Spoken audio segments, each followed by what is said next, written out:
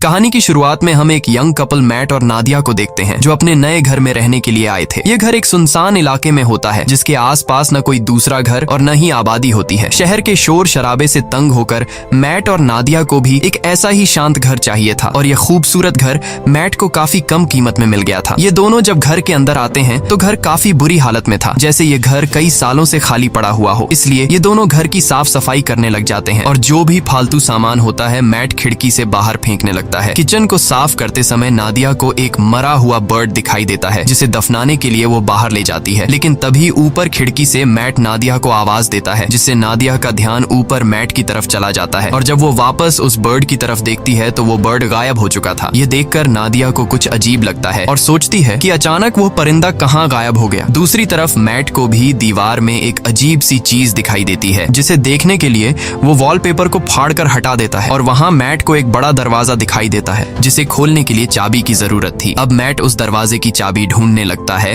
और उसे बाहर फेंकी गई कबाड़ में चाबी मिल जाती है, जिसके बाद वो चाबी को दरवाजे के होल में डालकर दरवाजा खोल देता है। यहाँ नादिया भी पहुंच जाती है। ये दोनों देखते हैं कि अंदर एक काले गहरे अंधेरे वाला कमरा है और जैसे ही ये दोनों उस कमरे के अंदर जाते हैं तभी बाहर की लाइट्स अचानक ब्लिंक करने लग जाती हैं। ये देखकर इन दोनों को कुछ गड़बड़ महसूस होती है और इस प्रॉब्लम को दूर करने के लिए मैट कहता है कि हमें एक इलेक्ट्रिशियन को बुलाना चाहिए। ये कहकर वो वहाँ से चला जाता है और नादिया उस रूम के पास अकेली रह जाती है। नादिया अब सोचती है कि उसे इस रूम में जाना चाहिए या फिर नहीं, लेकिन फिर नादिया को कुछ अजीब सा डर महसूस होता है, इसलिए वो भी मैट के पीछे चली जाती है। इस तरह से रात गुजर जाती है और अगले दिन नादिया एक इलेक्ट्रिशियन को कॉल करती है। कुछ देर बाद लाइट्स ब्लिंक होने की प्रॉब्लम को दूर करने के लिए एक इलेक्ट्रिशियन आता है जो कि घर की लाइट्स को चेक करते हुए नीचे बेसमेंट में पहुंच जाता है और वहां का नजारा देखकर वो हैरान रह जाता है क्योंकि पूरा का पूरा बेसमेंट बिजली के वायर्स से भरा पड़ा था और कोई भी ऐसा कोना नहीं था जहां पर वायर्स ना हो। ये वायर्स काफी पुराने जमाने की लग रही थी और इलेक्ट्रिशियन भी कहता है कि मैंने आज तक इस तरह की चीजें कभी नहीं देखी। खैर, इलेक्ट्रिशियन जैसे तैसे करके घर की लाइट चालू करके जाने लगता है और जाते समय वो मैट से कहता है कि आखिर तुमने यह घर क्यों खरीदा? इस घर के पहले मालिक का मर्डर इसी घर में हुआ था और उस दिन के बाद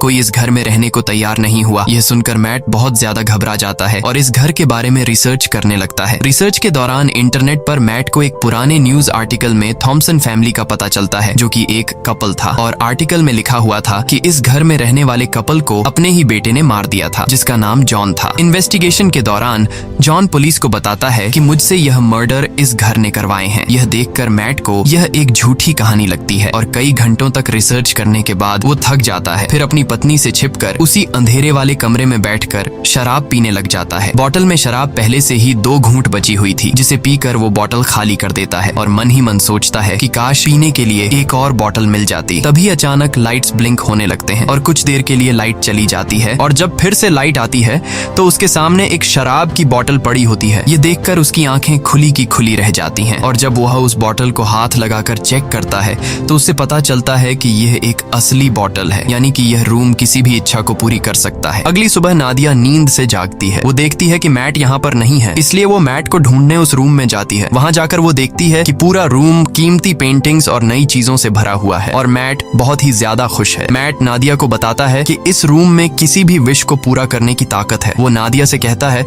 कि तुम्हें जो भी चीज चाहिए बस अपने दिल से मांगो और वो तुम्हारे सामने हाजिर हो जाएगी। ये सुनकर नादिया को मैट की बातें एक मजाक लगती हैं, इसलिए वो मैट पर हंसने लगती है, लेकिन मैट कहता है कि तुम एक बार ट्राई तो करो। तब नादिया कहती है अच्छा ठीक है, मुझे इस वक्त जॉब की जरूरत है तो मैं वो मांग लेती हूँ। तब मैट उसे समझाता है कि ये रूम जॉब नहीं दे सकता, तुम इससे कोई चीज मांगो। जिसके बाद नादिया आंखें बंद करके $1000 की विश करती है और पलक झपकते ही उनके पास $1000 आ जाते हैं। लेकिन अब भी नादिया को पूरी तरह से यकीन नहीं होता, इसलिए वो दोबारा $1 मिलियन की विश करती है और पहले की तरह इस बार भी उन्हें $1 मिलियन मिल जाते हैं। अब नादिया को भी यकीन हो जाता है कि यह रूम कोई नॉर्मल रूम नहीं बल्कि हर एक ख्वाहिश को पूरा करने वाला रूम है। और बस फिर क्या, ये लोग उस रूम से एक के बाद एक महंगी चीज मांगते हैं और वो चीज उनके सामने हाजिर हो जाती है। ये लोग महंगी wines, expensive clothes, diamond, gold, खाने पीने की चीजें और ढेर सारे पैसे इकट्ठा कर लेते हैं। ये दोनों रातों रात मिलियनेयर बन जाते हैं और खुशी खुशी उनकी जिंदगी गुजरने लगती है। रात को नादिया मैट से पूछती है कि आखिर ये रूम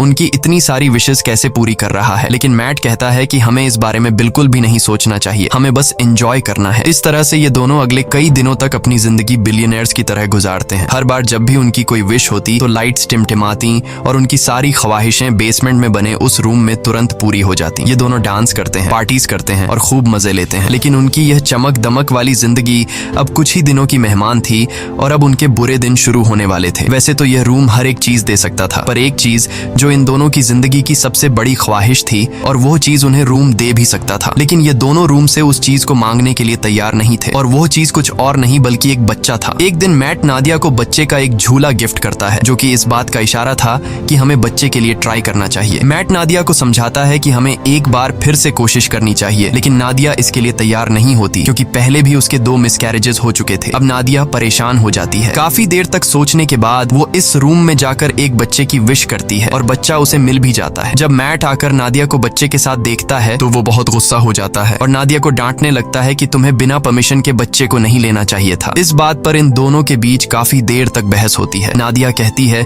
कि उसने यह शॉर्टकट इसलिए अपनाया ताकि मिसकैरेज या लेबर पेन की तकलीफें उसे न झेलनी पड़े। वो कहती है कि हम दोनों इस बच्चे के साथ बहुत खुश रहेंगे, पर मैट इस बच्चे को एक्सेप्ट करने के लिए तैयार नहीं था और वो नादिया से कहता है कि तुम उस रूम में जाकर रूम से इस बच्चे को वापस लेने की विश करो। अब नादिया न चाहते हुए भी उस रूम में आती है और बच्चे को गायब करने की कोशिश करती है, पर वो ऐसा नहीं कर पाती, इसलिए वो बच्चे को मैट के हवाले कर देती है। अब गोद में बच्चे को लेकर मैट भी इमोशनल हो जाता है और वो भी उस बच्चे को गायब करने की विश नहीं कर पाता और बच्चे को वापस नादिया की गोद में डाल देता है। अब यह दोनों फैसला कर लेते हैं कि इस बच्चे को पालेंगे और इस तरह से ये दोनों एक बच्चे के पेरेंट्स भी बन जाते हैं। अब बच्चे को लेकर नादिया तो काफी खुश थी, पर मैट को इस बच्चे से बिल्कुल भी लगाव नहीं था और मैट इस रूम के बारे में और जानकारी हासिल करना चाहता था, इसलिए वो फिर से रिसर्च करने लग जाता है और उससे पता चलता है कि वो लड़का जिसने इस घर के ओनर यानी अपने माँ बाप को मार दिया था वो अभी भी जिंदा है और एक मेंटल हॉस्पिटल में जिंदगी बिता रहा है। यह जानने के बाद मैट अपने विश के जरिए मांगे गए पैसों के ढेर से कुछ पैसे अपनी पॉकेट में रखता है और जॉन से मिलने के लिए निकल पड़ता है। हॉस्पिटल पहुंचने के बाद नर्स मैट से पूछती है, क्या तुम एक रिपोर्टर हो? क्योंकि पिछले 45 सालों से जॉन के लिए कोई भी परिवार का बंदा नहीं आया। ये सुनकर मैट झूठ बोल देता है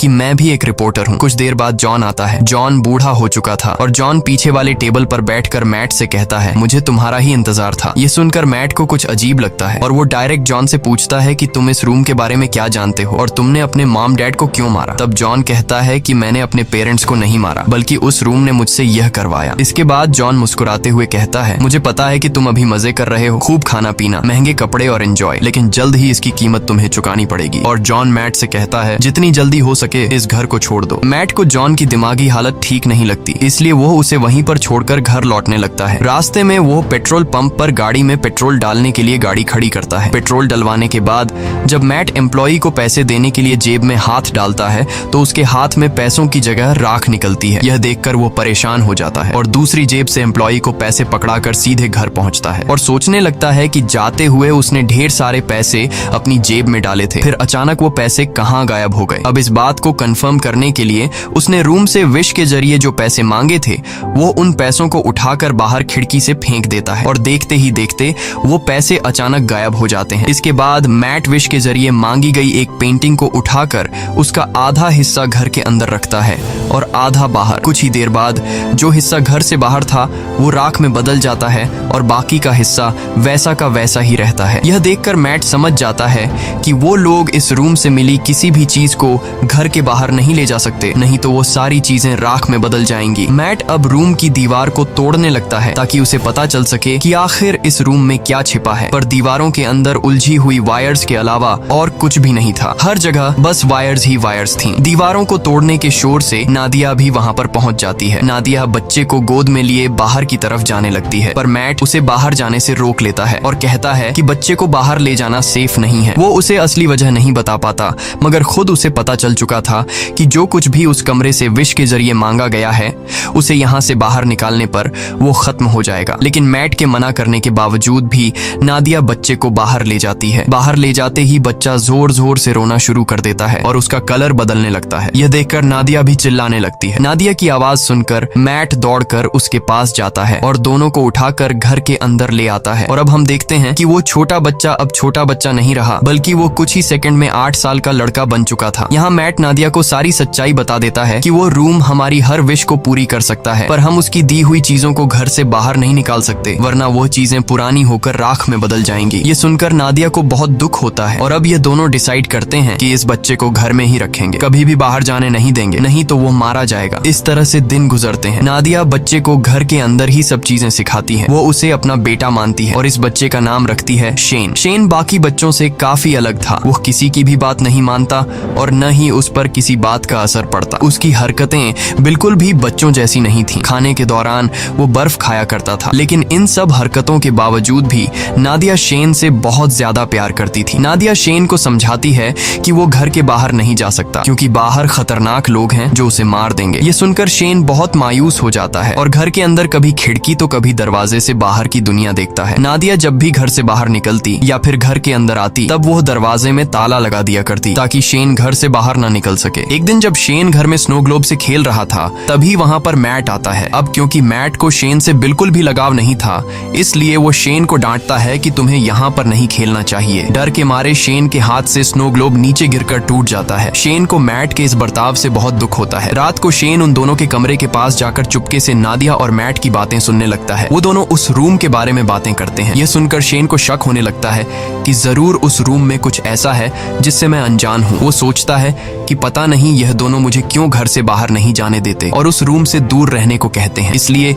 शेन टॉर्च उठाकर घर की जांच पड़ताल करने लगता है और आगे बढ़ते हुए वो सीधा बेसमेंट तक पहुंच जाता है, जहां ढेर सारी उलझी हुई वायर्स थी। उन सब से गुजरते हुए आखिरकार वो उस रूम तक पहुंच जाता है और यहाँ उसे सारा राज पता चल जाता है। रात भर पूरे घर में लाइट्स ब्लिंक होती रहती हैं, पर मैट और नादिया नींद में होने की वजह से कुछ नोटिस नहीं कर पाते। अगली सुबह जब मैट की आंख खुलती है तो उसे अपने बगल में एक नया स्नो ग्लोब पड़ा हुआ दिखता है और इसके साथ ही टूटा हुआ ग्लोब कुछ दूरी पर उसे दिखाई देता है। ये देखकर वो परेशान हो जाता है कि आखिर ये नया ग्लोब किसने बनाया। मैट सीधा नादिया के पास जाता है और उसे जगाकर पूछता है कि क्या तुमने इस ग्लोब को उस रूम से विश करके मांगा, जिस पर नादिया कहती है नहीं, मैंने इस ग्लोब की विश नहीं की। तभी उसी वक्त लाइट्स को ब्लिंक होता देखकर वो समझ जाता है कि यह सारा काम शेन का है। ये दोनों तेजी से उस रूम की तरफ भागते हैं और वहां जाकर ये दोनों हैरान रह जाते हैं। अब क्योंकि शेन को घर से बाहर जाने नहीं दिया जाता था, इसलिए वो दिल में बाहर जाने की इच्छा रखते हुए उस रूम से खुद के लिए एक बहुत बड़ा आउटडोर एरिया मांग लेता है, जहां एक खुला आसमान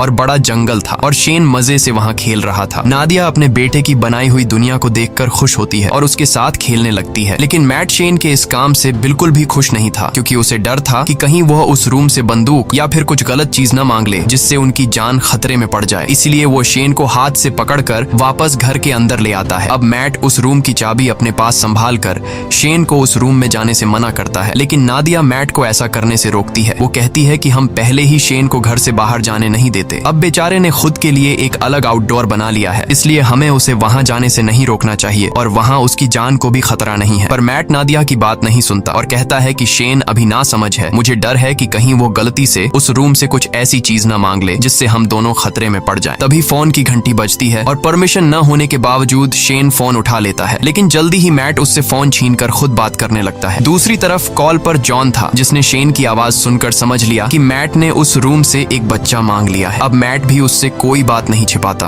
और कहता है कि हम इस बच्चे से अपनी जान कैसे छुड़ाएं। इधर किचन में रखे दूसरे फोन से नादिया इन दोनों की सारी बातें चुपके से सुनने लगती हैं। जॉन उसे अपनी सच्चाई बताता है कि मैं भी उस रूम से विश के जरिए मांगा गया हूँ। वो बताता है मैंने अपने पेरेंट्स को इसलिए मारा क्योंकि मुझे भी बाहर की दुनिया देखनी थी, लेकिन जब मैं घर से बाहर निकलता तो मेरी उम्र बढ़ने लगती और जब मैंने रूम से पूछा तो उसने मुझे बताया कि अगर तुम्हें इस घर से बाहर निकलना है तो तुम्हें उस इंसान को मारना होगा जिसने विश करके तुम्हें मांगा है। इसीलिए मैंने विश करने वाली औरत को मार दिया और उसके साथ उसके हस्बैंड को भी मार दिया। यही वजह है कि आज मैं जेल में हूँ। वो मैट को बताता है कि मेरी और शेन की कहानी एक ही है। अगर तुम्हें शेन को बचाना है और उसे बाहर की दुनिया दिखानी है तो तुम्हें उस इंसान को मारना होगा जिसने शेन को विश करके मांगा था। अब अगर शेन को विश करके तुमने मांगा है तो तुम्हें अपनी कुर्बानी देनी होगी और अगर तुम्हारी वाइफ ने शेन को मांगा है तो फिर तुम्हें उसे मारना होगा। और ये सारी बातें दूसरी तरफ कॉल पर नादिया भी सुन रही थी। नादिया ये सारी बातें सुनकर बहुत ज्यादा दुखी हो जाती है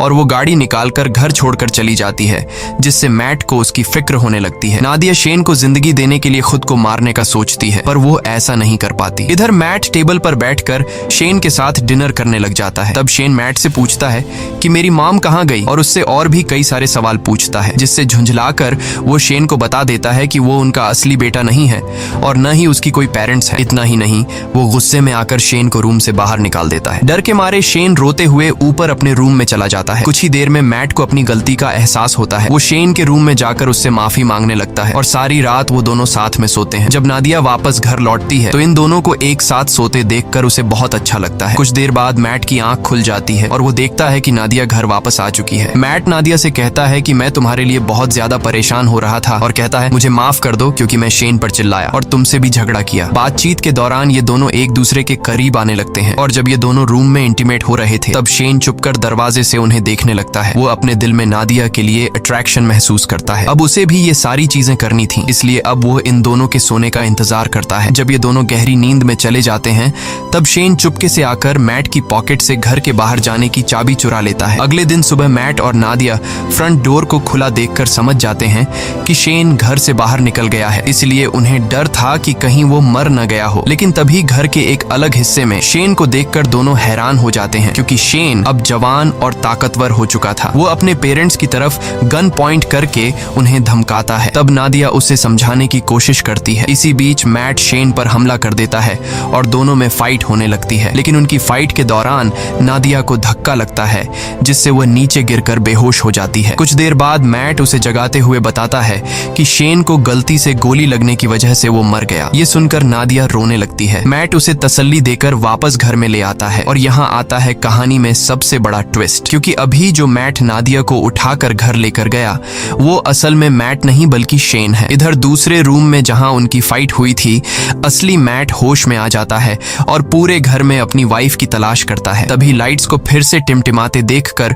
वो उस रूम की तरफ जाता है, पर वहां भी उसकी वाइफ नादिया मौजूद नहीं थी। इधर नादिया को बिल्कुल भी खबर नहीं थी कि इसके साथ बैठा हुआ आदमी मैट नहीं बल्कि शेन है। लेकिन नादिया को भी मैट में कुछ बदलाव नजर आता है और जल्द ही उसकी बर्फ खाने की आदत से नादिया को पता चल जाता है कि ये मैट नहीं बल्कि शेन है जिसने रूम से विश करके अपने आप को मैट का रूप दे दिया है। दूसरी तरफ असली मैट समझ जाता है कि वो अकेला इस घर में फंसा है। शेन ने उसकी वाइफ को इस घर से किसी दूसरे घर में विश के जरिए शिफ्ट कर लिया है। अब वो इस घर से बाहर निकलने के लिए पूरी ताकत लगाकर दीवार को तोड़ने लगता है और आखिर सारे वायर्स को पार करके वह उस रूम तक पहुंच जाता है जो कि अब एक जंगल था जहां ढेर सारे ऊंचे ऊंचे पेड़ थे। वहां जाकर मैट को पता चलता है कि शेन ने रूम का यूज करके इस जगह को काफी बड़ा कर लिया था और वहां शेन ने उन्हीं की तरह एक डुप्लीकेट घर भी बना लिया था। वो यह भी समझ चुका था कि शेन ने उसका रूप नादिया को किडनैप करके इस डुप्लीकेट घर में रखने और अकेले में उसके साथ फिजिकल होने के लिए किया था। ये ख्याल आते ही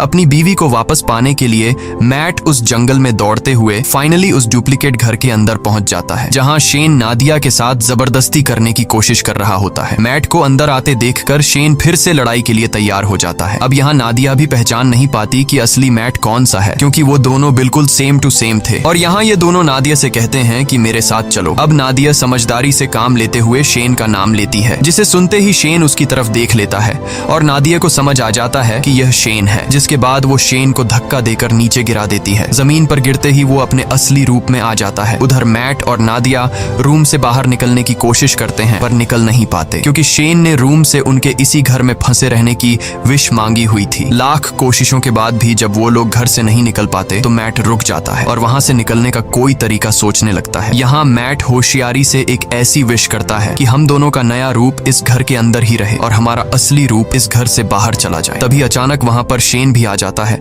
और मैट को चाकू घोंपकर मार डालता है। इसके बाद वो नादिया को समझाने लगता है कि तुम मैट को भूल जाओ और मेरे साथ रहो। लेकिन इन्हीं बातों के दौरान उसे एहसास होता है कि यह दरअसल मैट और नादिया के क्लोन है, जबकि असली मैट और नादिया दौड़कर रूम के बाहर जंगल की तरफ भागते हैं। यह देखकर शेन बहुत गुस्सा हो जाता है और तेजी से उनके पीछे दौड़ने लगता है। यहाँ यह दोनों असली घर में पहुंच जाते हैं। जब शेन भी असली घर में पहुंचता है तो वो दौड़कर मैट पर अटैक कर देता है, लेकिन यहाँ मैट समझदारी से काम लेते हुए शेन को कसकर पकड़कर अपने साथ घर से बाहर निकाल लेता है। शेन अपनी जान को खतरे में देखकर वापस दरवाजे की तरफ भागता है, पर अंदर घुसने से पहले ही नादिया दरवाजा बंद कर लेती है। अब यहाँ शेन नादिया को बहकाने की कोशिश करता है। वो कहता है, प्लीज मॉम, मेरे लिए दरवाजा खोल दो। लेकिन नादिया अब समझ चुकी थी, इसलिए वो रोते हुए शेन को बूढ़ा होते देखती है। धीरे धीरे उसकी बॉडी गलने लगती है और आखिर में वो राख में बदल जाता है। नादिया उसके पास आती है और उसकी बॉडी से बनी हुई राख को हाथ में उठाकर रोने लगती है क्योंकि नादिया ने उसे अपना बेटा माना था। इसके बाद मैट नादिया के पास आता है